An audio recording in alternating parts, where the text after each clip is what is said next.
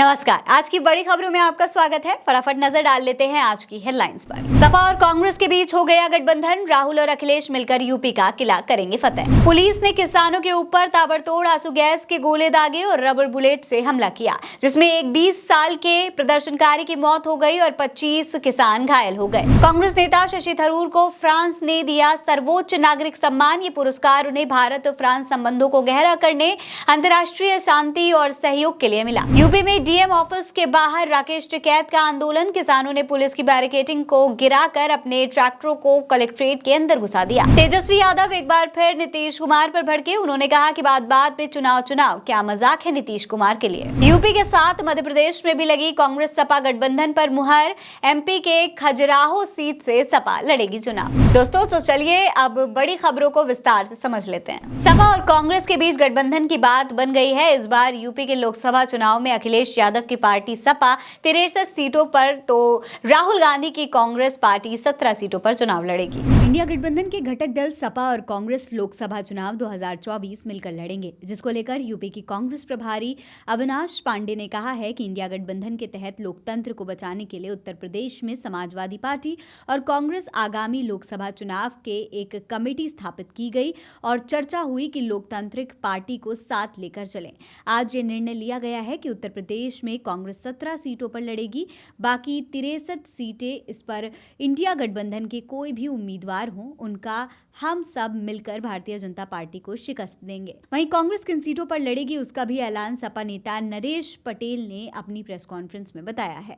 उत्तर प्रदेश में जो भारतीय राष्ट्रीय कांग्रेस अपने उम्मीदवार उतारेगी, उन सीटों के नाम मैं आपके सामने प्रस्तुत कर रहा हूं। Lok Sabha seat Raebareli, Lok Sabha seat Amethi, Lok Sabha seat Kanpur Nagar, Lok Sabha seat Fatehpur Sikri, Lok Sabha क्षेत्र बांसगांव, लोकसभा क्षेत्र सहारनपुर, लोकसभा क्षेत्र प्रयागराज, लोकसभा क्षेत्र महाराजगंज, लोकसभा क्षेत्र वाराणसी, लोकसभा क्षेत्र अमरोहा, लोकसभा क्षेत्र झांसी, लोकसभा क्षेत्र बुलंदशहर, लोकसभा क्षेत्र गाजियाबाद, लोकसभा क्षेत्र मथुरा, लोकसभा क्षेत्र सीतापुर, लोकसभा क्षेत्र बाराबंकी, लोकसभा क्षेत्र देवरिया।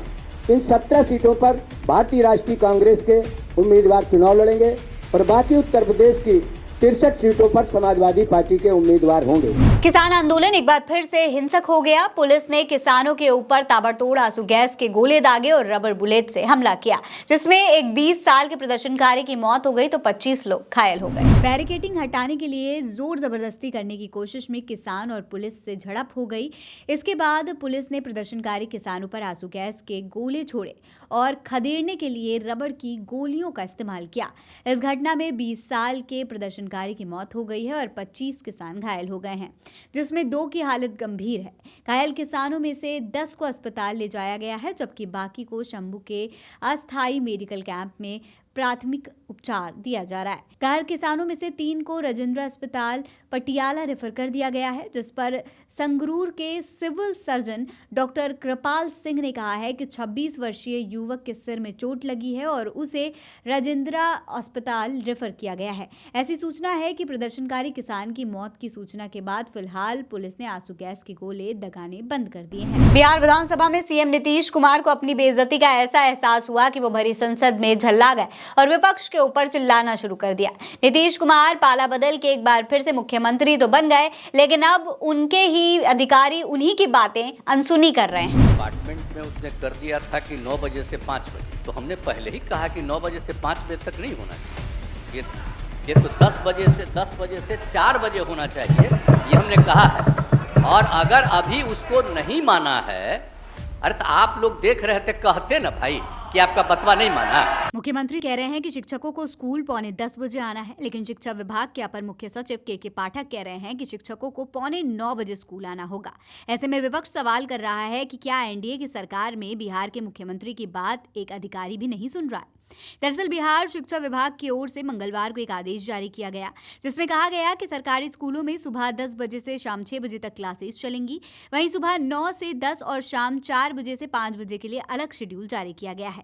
शिक्षा विभाग के अपर मुख्य सचिव के पाठक की तरफ से स्कूलों को सुबह 9 बजे से शाम 5 बजे तक खोलने का आदेश देते हुए एक वीडियो भी सोशल मीडिया पर वायरल हो रहा है। सत्र, इनकी फिजिकल अटेंडेंस और विद्यालय खोलने खालने का काम ये सब 9 से 10 के बीच में हो जाना चाहिए। हालांकि मुख्यमंत्री नीतीश कुमार अपनी ही बात टालने वाले अधिकारी का जमकर समर्थन कर रहे हैं। वो बोल रहे हैं कि किसी अधिकारी को हटाने की मांग करना आपका अधिकार है, लेकिन किसी ईमानदार अधिकारी को हटाना ठीक नहीं है। उन्होंने कहा है कि जैसे उन्होंने शेड्यूल बताया था वैसे ही स्कूल खोले जाएंगे। शंभू बॉर्डर पर किसानों के 2000 से ज्यादा ट्रैक्टर दिल्ली कूच के लिए तैयार हो गए हैं। बुलेट प्रूफ मशीनों के साथ बॉर्डर पर किसान आगे बढ़ने की तैयारी कर रहे हैं। वो अपने साथ वहां के बॉर्डर को तोड़ने के लिए जेसीबी और हाइड्रोलिक क्रेन भी साथ लेकर गए। अब यह हंगामा इतना विध्वंस हो गया है कि विरोध प्रदर्शन में अब हरियाणा, पंजाब के अलावा यूपी के किसान भी एकजुट हो गए हैं, जिसको लेकर उत्तर प्रदेश के सभी जिलों में आज डीएम दफ्तरों पर भारतीय किसान यूनियन का प्रदर्शन है और नोएडा में ट्रैक्टर लेकर किसान डीएम दफ्तर की तरफ बढ़ रहे हैं। आप इन तस्वीरों में देख सकते हैं कि हजारों की संख्या में किसान नोएडा में विरोध प्रदर्शन के लिए आगे बढ़ रहे हैं।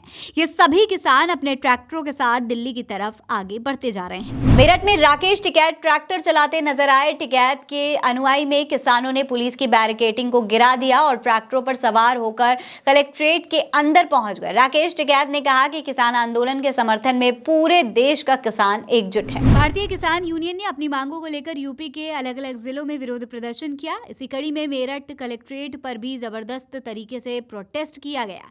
मीडिया से बात करते हुए राकेश टिकैत ने कहा, 22 फरवरी को हमारी मीटिंग है, उसमें तय होगा कि हमें दिल्ली जाना है या नहीं, या फिर किसी और तरीके से प्रदर्शन करना है। वो अगर हमारे लिए कील लगाएंगे तो हम भी अपने गांव में कील लगा देंगे। हमें भी अपने गांव की बैरिकेडिंग करनी होगी। दिल्ली नहीं आने दे रहे हैं तो इलेक्शन में हम भी गांव नहीं आने देंगे। आंदोलन को कुचलने का काम करेंगे तो उन्हें गांव में कौन आने देगा? कील तो गांव में भी है। टिकैत ने कहा कि बिना डर के कोई आंदोलन हो रहा है क्या? सरकार भी तो डरा ही रही है। वो ईडी का डर बैठा रही है और हम ट्रैक्टर का। दिल्ली नजदीक है और पंजाब दूर है, इसीलिए हम यहाँ पर ट्रैक्टर चला रहे हैं। ये दिल्ली जाने का ट्रायल। दोस्तों, आज के लिए इस बुलेटिन में इतना ही। कल फिर मिलेंगे ऐसी ही तमाम बड़ी खबरों के साथ। नमस्कार।